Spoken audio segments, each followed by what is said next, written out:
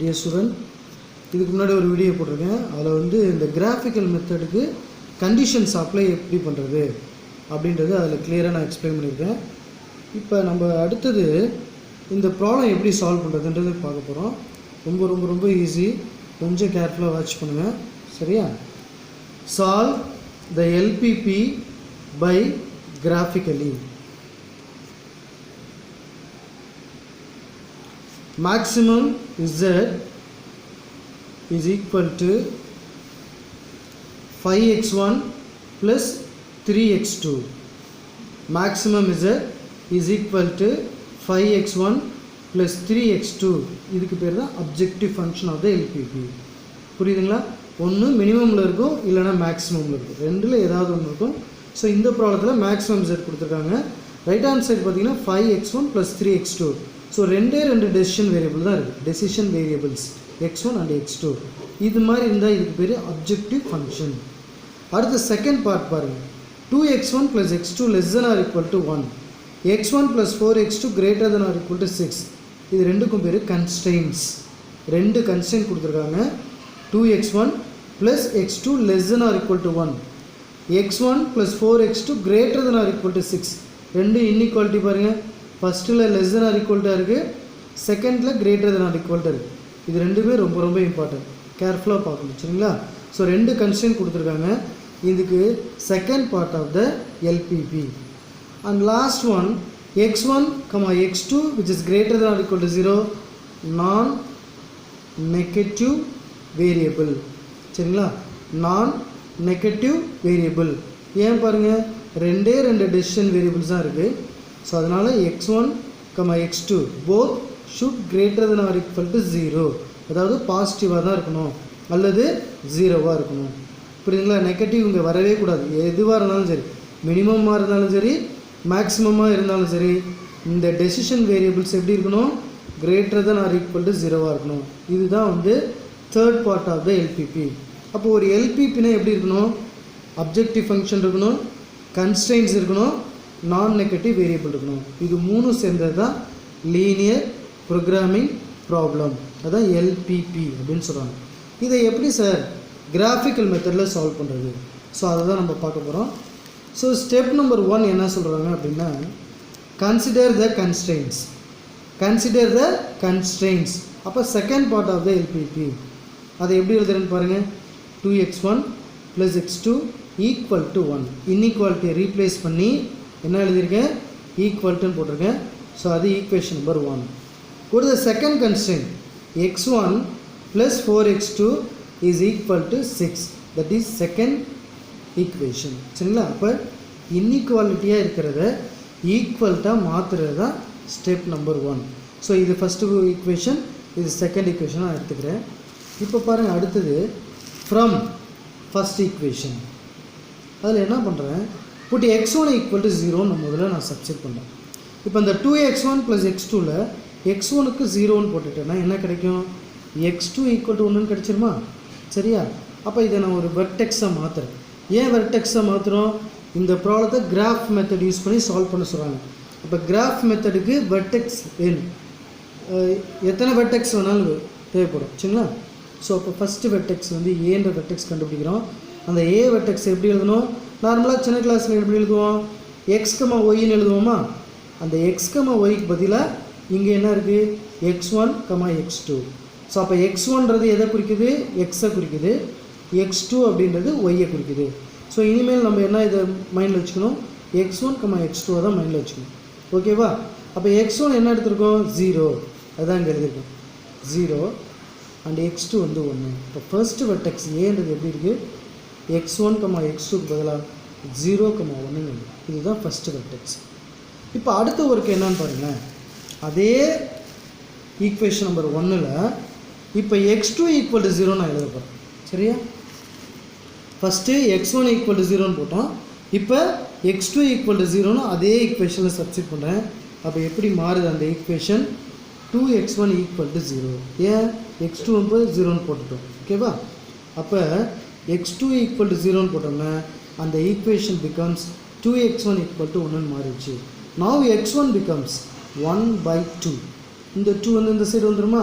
அப்போ 1/2 மாறிடுமா, இல்லை இதை சிம்பிளிஃபை பண்ணோம்னா என்ன வரும் 0.5 அப்படின்னு மாறிடும். அப்போ the second vertex எப்படி மாறும், x1, x2 தானே. x1ன்றது என்னது 1/2 or 0.5, x2 0ன்னு எடுத்துருக்கோம். ஸோ இது வந்து செகண்ட் வெர்டெக்ஸ்.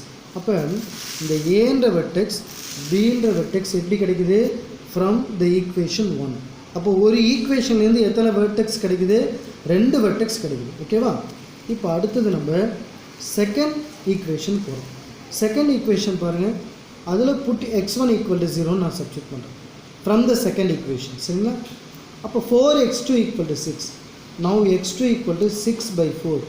6/4 சிம்பிளிஃபை பண்ணுறேன், எப்படி கிடைக்குதுன்னு பாருங்கள், 3/2 கிடைக்குது, ஆர் 1.5. 6/4ன்னு வச்சுக்கலாம், இல்லை சிம்பிளிஃபை பண்ணி 3/2ன்னு வச்சுக்கலாம், இல்லை அதையும் சிம்பிளிஃபை பண்ணி 1.5ன்னு வச்சுக்கலாம். அப்போ then third vertex from second equation C x1, x2. x1ன்றது 0, x2ன்றது இங்கே கண்டுபிடிச்சிருக்கோம் 1.5. இது வந்து தேர்ட் வெர்டெக்ஸ். அதே ஈக்குவேஷனில் புட் x2 = 0ன்னு சப்ஸ்டிட் பண்ணுறோம். அதே ஈக்குவேஷன் என்னது, செகண்ட் ஈக்குவேஷன். அப்போ x1 = என்னன்னு கிடைச்சிருது, 6ன்னு கிடைக்குது. ஸோ அப்போ D = x1, x2. x1ன்றது 6, x2ன்றது 0. அப்போ பாருங்கள், ஒரு ஈக்குவேஷன்லேருந்து 2 வெர்டெக்ஸ் கிடைக்குது. அப்போ நமக்கு எத்தனை கன்ஸ்ட்ரெயின்ட் இருக்குது, எத்தனை ஈக்குவேஷன் இருக்குது, 2 ஈக்குவேஷன் இருக்குது. ஃப்ரம் 1லேருந்து 2 வெர்டெக்ஸ் A and B கிடைக்குது. ஃப்ரம் 2லேருந்து 2 vertices, that is C and D. டோட்டலாக எத்தனை வெர்டிசஸ் இருக்கும், A, B, C, D. டோட்டலாக 4 வெர்டிசஸ் வந்துடுச்சு. ஓகேவா. இந்த 4 வெர்டிசஸும் எங்கே போய் சப்ஸ்டிட் பண்ண போகிறோம், கிராஃப் மெத்தடில் சப்ஸ்டிட் பண்ண போகிறோம். ஸோ இவ்வளோ விஷயமும் ஸ்டெப் நம்பர் 1ல் நம்ம பண்ணுறோம். இப்போ அடுத்ததுக்கு போகிறேன், ஸ்டெப் நம்பர் 2. ஸ்டெப் நம்பர் 2ல் பாருங்கள் என்ன எழுதியிருக்கேன் அப்படின்னா, plot the vertices in the graph. அப்படின்னு என்ன பண்ண போகிறோம், கிராஃபில் ABCD 4 வெர்டிசஸையும் பிளாட் பண்ண போகிறோம், பாயிண்ட் பண்ண போகிறோம். இப்போ பாருங்களேன், இதுதான் ஆரிஜின், நமக்கு தெரியும் 0,0 ஆரிஜின். இங்கே எக்ஸுக்கு பதிலாக இப்போ இந்த கிராஃப் மெத்தடில் நம்ம என்ன எடுத்துக்கிறோம், x1 எடுத்துக்கிறேன். நார்மலாக நம்ம ஒய்ன்னு போடுவோம், அந்த பிளேஸில் x2ன்னு எழுதிக்கிறேன். அதுதான் டிஃப்ரென்ஸ், வேறு எந்த டிஃப்ரென்ஸ் கிடையாது. சரிங்களா. இப்போ யூனிட்ஸ் பாருங்கள், இந்த சைடு 1, 2, 3 up to 5 எடுத்துக்கிறேன், ஆர் 6 எடுத்துக்கிறோம். அதே மாதிரி ஒய்யில், அதாவது x2ல் 1, 2, 3, 4, 5, 6 எடுத்துக்கிறோம். அதே மாதிரி லெஃப்ட் ஹேண்ட் சைடு பார்த்தா நெகட்டிவ் சைடு -1, -2, -3, -4. இந்த சைடு கீழே -1, -2, -3. இப்போ ஃபஸ்ட்டு வெர்டெக்ஸ் ஏ வெர்டெக்ஸ் போகும். ஏ வெர்டெக்ஸ் என்ன சொல்கிறாங்க, 0,1 தானே கொடுத்துருக்காங்க. ஸோ 0,1ன்றது எங்கே வரும், x2 ஆக்சிஸில், ஆன் த x2 ஆக்சிஸ். ஓகேவா, ஆன் த x2 ஆக்சிஸ். இதுதான் வந்து ஏ 0,1. அடுத்தது பீன்ற வெர்டெக்ஸ் பாருங்கள் என்ன கொடுத்துருக்காங்க, 0,0.5. அப்போ இங்கே குறிக்கிறேன், பிளாட் பண்ணுறேன். இந்த பீன்ற அந்த வெர்டெக்ஸ் எங்கே வருது, x1ல் வருது. அப்போ பீன்ற vertex on the x1 axis, ஏன்ற அந்த vertex on the x2 axis. ரெண்டையும் பிளாட் பண்ணிட்டோம். இதை நான் ஒரு ஸ்கேல் வச்சு ஸ்ட்ரெயிட் லைன், ஒரு ஜாயின் பண்ணுறேன். அப்போ ஜாயின் பண்ணுறதை இப்படி மட்டும் ஜாயின் பண்ணக்கூடாது, கொஞ்சம் எக்ஸ்டெண்ட் பண்ணணும் 2 சைடும். நான் பண்ணியிருக்க மாதிரி பண்ணிக்கோங்க. ஸோ அதை வந்து 1ன்னு நாங்கள் எழுதியிருக்கேன். ஏன் 1ன்னு எழுதியிருக்கேன், from the equation 1 A and B கிடைக்குது, அதை நான் ஜாயின் பண்ணிட்டேன். இப்போ அதே மாதிரி C and D போகலாமா, இங்கே எழுதியிருக்கேன் C and D. அதே x1, x2 அதே மாதிரியே நம்பர்ஸ் எடுத்துக்கிறேன். இது x1, இது வந்து x2. ஸோ நெகட்டிவ்ல கொஞ்சம், பாசிட்டிவில் கொஞ்சம் எடுத்துக்கிறோம். இப்போ Cன்ற அந்த வெர்டெக்ஸை நான் பிளாட் பண்ண போகிறேன். 0,1.5 அதான் C. அப்போ எங்கே இருக்கும், ஆன் த x2 ஆக்சிஸ் 0,1.5. இதுதான் Cன்ற வெர்டெக்ஸ், பிளாட் பண்ணிட்டேன்.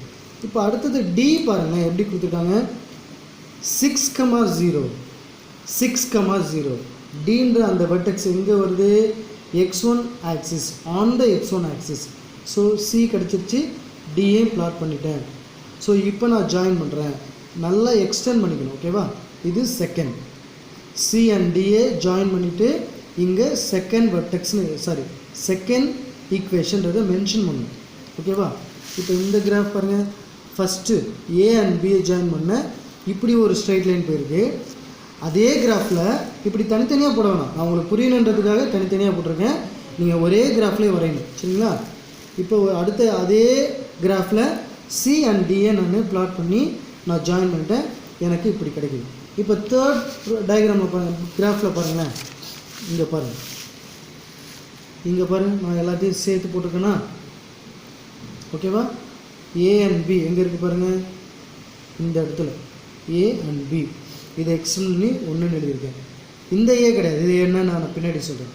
அடுத்தது சியையும் டியையும் ஜாயின் பண்ணி இதை எக்ஸ்டெண்ட் பண்ணிவிட்டேன், இப்படி கிடச்சிருக்கு.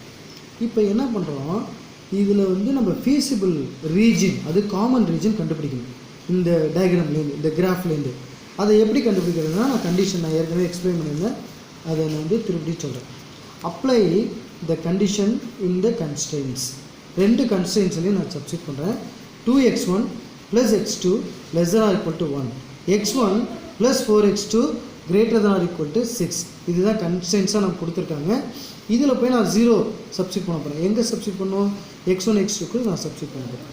அப்போ சப்ஸ்டிட் பண்ணால் எனக்கு ரிசல்ட் பாருங்கள், ஃப்ரம் 1 0 ≤ 1 கிடைக்கும்.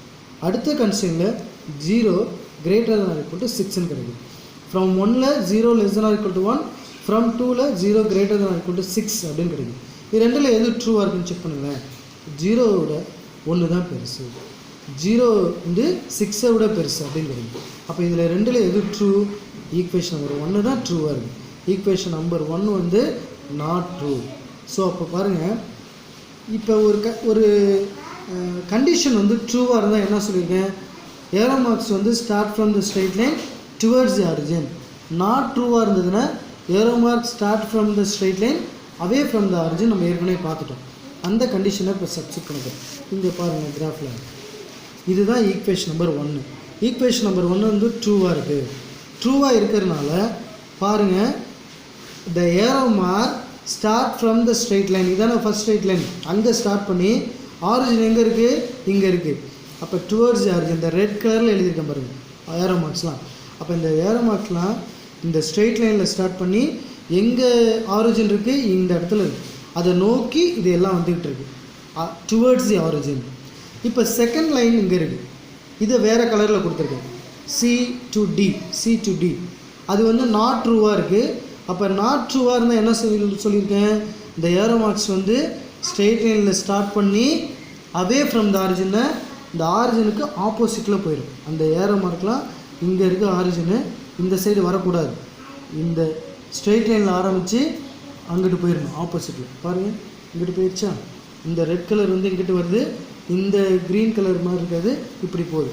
அப்போ இந்த ரெண்டு ஏரோ மார்க்குமே ஆப்போசிட்டாக இருக்குது.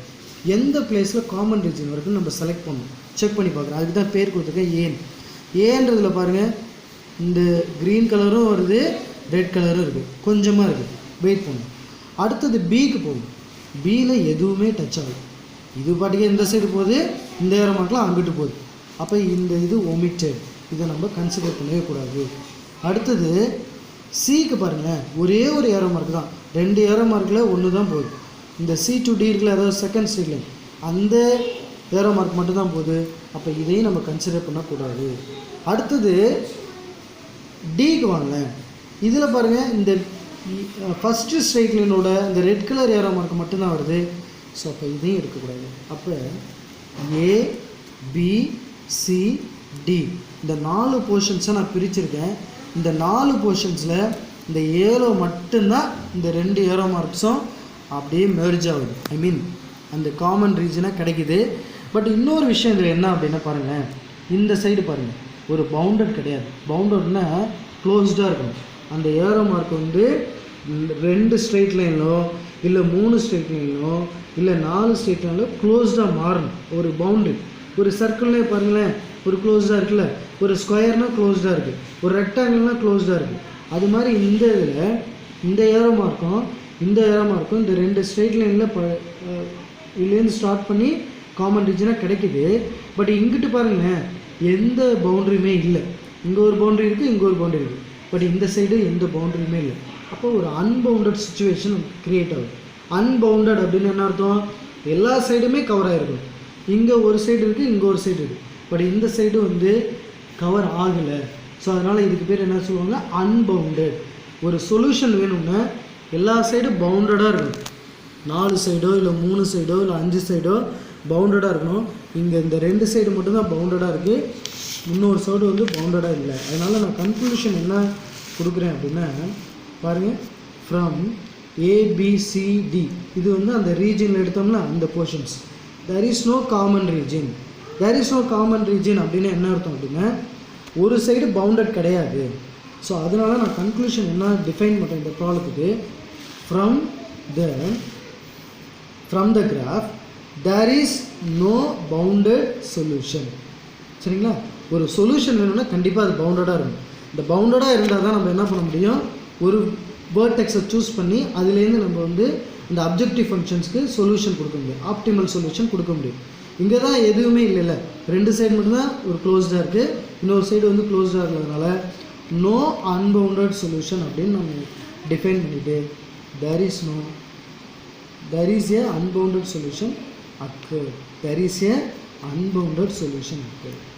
இந்த ப்ராப்ளத்துக்கு ஒர்க் அவுட் பண்ணி பார்த்து கிராஃப் போட்டு பார்த்தோம். கிராஃப்லேருந்து என்ன கன்க்ளூஷன் பண்ணோம், இந்த கிராஃபுக்கு இந்த எல்பிபிக்கு அன்பவுண்டட் சொல்யூஷன்ட்டு ஒரு ரிசல்ட் கிடைக்கும். சரியா, ஏன் அந்த கிராஃபில் நம்ம பார்த்தோம்னா இங்கே பாருங்கள், கிராஃபில் பாருங்கள், இந்த ஒரே ஒரு பிளேஸில் மட்டும் தான் ரெண்டுமே மெர்ஜ் ஆகுது. மெர்ஜ் ஆனால் கூட என்ன ஆயிடுச்சு, இந்த சைடு வந்து பவுண்டட் கிடையாது, 2 சைடு மட்டும் தான் பவுண்டட் ஆகுது, அதனால தான் unbounded. So in this problem, in this LPP we are going to conclude from the graph. இதை சும்மா கன்க்ளூட் பண்ண முடியாது, கிராஃபை யூஸ் பண்ணி தான் கன்க்ளூட் பண்ணணும். So I am going to conclude the problem for this LPP using the graph. So there is no unbounded. So unbounded situation occur ஆகிறதுனால இந்த கிராஃபுக்கு, இந்த எல்பிபிக்கு என்ன சொல்யூஷனாக சொல்கிறேன், அன்பவுண்டட் சொல்யூஷன் நான் டிக்ளேர் பண்ணுறேன். சரியா, இதை ஒரு டைமுக்கு 2 டைம் பாருங்கள், ரொம்ப உங்களுக்கு ஈஸியாக இருக்கும், யூஸ்ஃபுல்லாக இருக்கும். 15 மார்க் இந்த ப்ராப்ளம். சரிங்களா, இப்போ இந்த ப்ராப்ளத்தை பார்த்துட்டு ஏதாவது உங்களுக்கு ஃபீட்பேக் இருந்தால் உடனே எனக்கு இதுக்கு மெசேஜ் பண்ணுங்கள், சப்ஸ்கிரைப் பண்ணுங்கள், லைக் கொடுங்க. சரிங்களா, தேங்க்யூ ஸ்டூடெண்ட்ஸ்.